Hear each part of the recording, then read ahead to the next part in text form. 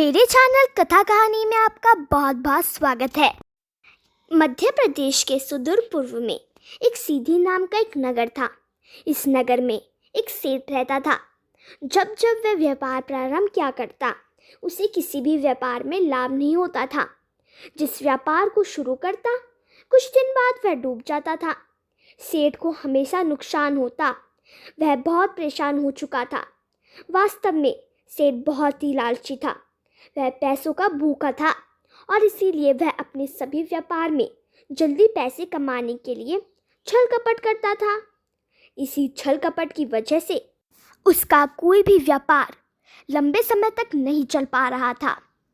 एक दिन वह भगवान की तपस्या करने के लिए जंगल में चला गया और वहाँ पर भगवान की तपस्या करने लगा। भगवान को भी लगा कि यह धूर्त अचानक से कैसे इतना धार्मिक हो गया और मेरी पूजा अर्चना करने लगा। और भगवान ने उसके मन को जानने के लिए उसे दर्शन दे दिया। सेठ ने भगवान को सामने देख अपनी प्रसन्नता जाहिर की और भगवान के चरणों में नतमस्तक हो गया। भगवान ने सेठ से कहा, हे सेठ, मैं तुम्हारी पूजा अर्चना और व्रत से बहुत प्रसन्न हुआ। तुम्हें जो भी वरदान मांगना है मेरे से मांग लो। सेठ मन ही मन बहुत खुश हुआ और उसने भगवान महादेव से अपार संपत्ति का वरदान मांगा। लेकिन भगवान महादेव ने यह वरदान देने से मना कर दिया। उन्होंने कहा, यह वरदान अगर तुम्हें पाना है तो तुम्हें श्री हरि विष्णु या फिर देवी लक्ष्मी की आराधना करनी होगी। संपत्ति के अलावा तुम मुझसे कुछ और मांग लो, मैं तुम्हें वह सब कुछ दूंगा। तभी सेठ ने देखा कुछ ही दूर से एक बारात जा रही है। सेठ के मन में एक युक्ति आई। उसने सोचा कि शादी ब्याह तो कभी भी नहीं रुकेंगे, यह तो लगातार चलते हैं। हर वर्ष शादी ब्याह होते ही रहते हैं और इन शादी ब्याह का सबसे बड़ा दुश्मन बरसात होता है।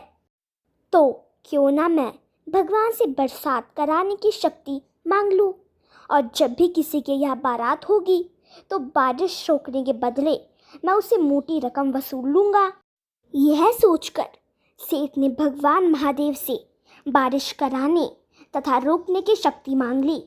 भगवान शिव सेठ को तथास्तु बोलकर अंतर्ध्यान हो गए। पूरे गांव में बात फैल गई कि सेठ को भगवान से वरदान मिला है कि वह जब चाहे बारिश करा सकता है या जब चाहे बारिश को रोक सकता है। यह बात आग की तरह चारों दिशाओं में फैल गई।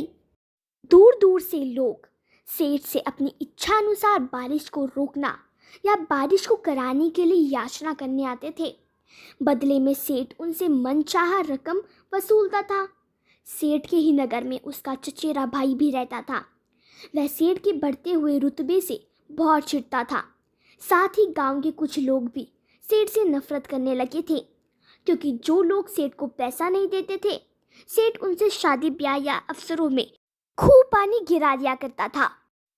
इसी जलन की वजह से गांव के लोग सेठ के उस चचेरे भाई को लगातार सेठ के खिलाफ भड़काते थे। एक रात सेठ का वह चचेरा भाई अपने भाई की नफरत में चूर होकर उसके घर चोरी छुपे घुस आया और सेठ के खाने में जहर मिला दिया, जिसे खाने के बाद सेठ दुनिया से विदा बोल गया। सेठ के गुजरने की खबर सुनकर गांव के लोग बहुत दुखी हुए, पर मन ही मन वह बहुत ही खुश थे, क्योंकि अब उन्हें सेठ के द्वारा लूट जाने और धमकाए जाने का डर नहीं था।